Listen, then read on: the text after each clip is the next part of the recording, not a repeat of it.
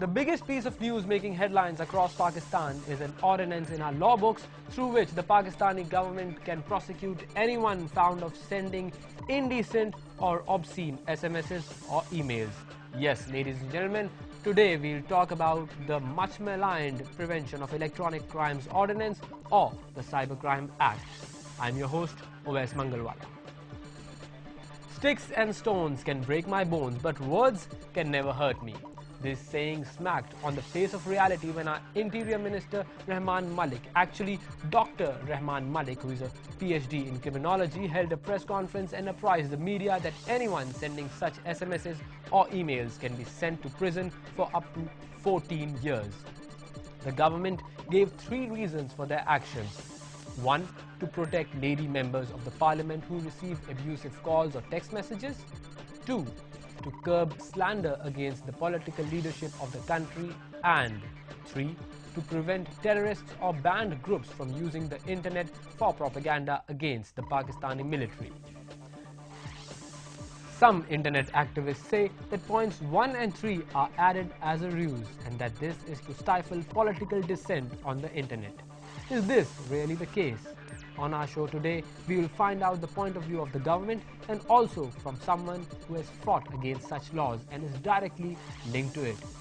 So hold on to your remotes and get ready to become wired and active.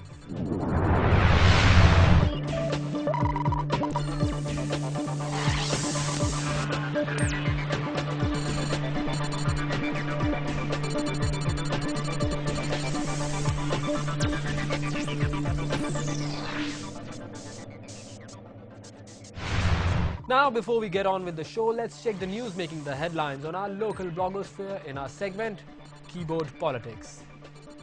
The blog All Things Pakistan had a post by Adil Najam titled Supreme Court Declares November 3rd Actions Illegal, What Does That Mean? In which the author writes that it is clear from the judgment that this does not change the legality of the government or of the oath taken by the President Zardari. He asks that as it affects only the judiciary decisions, what far-reaching impact can this decision have? Lastly, the author says that with this decision, it seems that the Supreme Court and the Chief Justice both are back in the news big time and maybe more than just the rhetoric will heat up. The blog Gappu.com had a post with the header An Apology to the Pakistani Christians, in which he writes about the tragic incident in Gujarat where some people killed more than 7 local Christians, harmed their families and burnt their houses. The extremists had accused them to have disgraced the pages of the Holy Quran. However, no evidence of any such incident was found. The author goes on to say that today, if someone asks me who is the real enemy of Pakistan, he would say the real enemy of Islam and Pakistan is not the West, but these very extremists who are bringing disgrace to our religion and to our country. With local news from our blogs out of the way, let's check the international headlines in our segment, Global Wires. Targeting the repressive methods of what one senator called a cruel regime, the US Senate has authorized up to $50 million to help Iranians evade their government's attempts to censor the internet and to pressure foreign corporations not to help Iran clamp down on communications.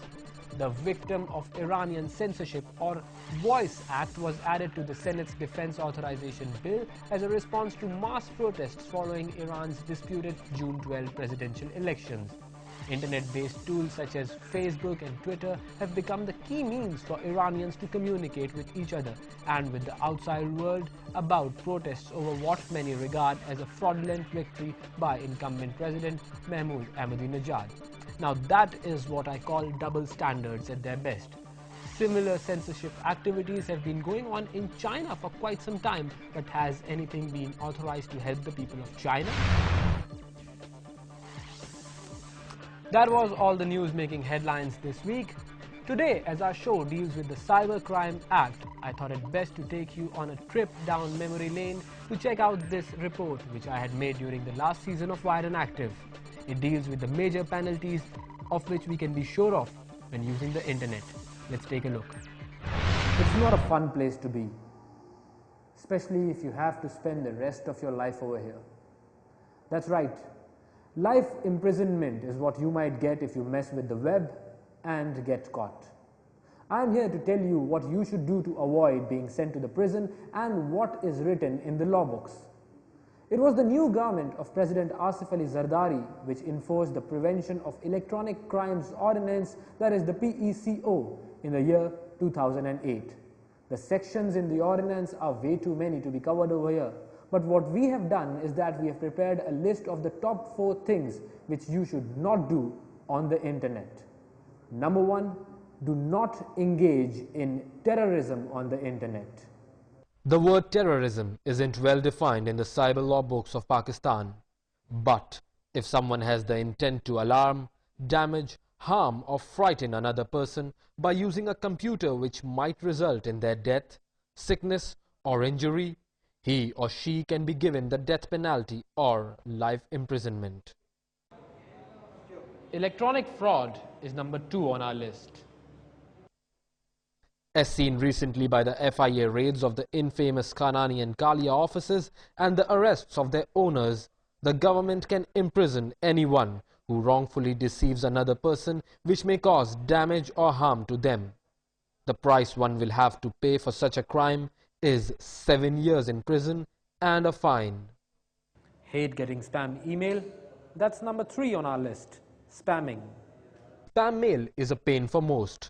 It's when you are eagerly waiting to check your email and when it opens up, nearly 3/4 of the stuff in your inbox is from the makers of Viagra or someone stating that you have won $1 million. That's when you and I might wish that these spammers are given life imprisonment for the overdose of spam. But anyone caught perpetrating such an act would be fined 50,000 rupees. Repeat offenders will be given 3 months in jail. And saving the best for last. Beware you Facebook, Orkut and MySpace users, stalking isn't legal. Want to take a picture of that girl sitting across the room? Don't even think about it. Anyone caught doing such a thing can be sent to the lockup for a minimum 7 years. This includes a fine of 300,000 also. So watch what you do on the internet, because the cyber police might be tracking you. I'm Uwais Mangalwala telling you to stay safe on the virtual waves, because you don't want to end up over here. It really doesn't smell very nice.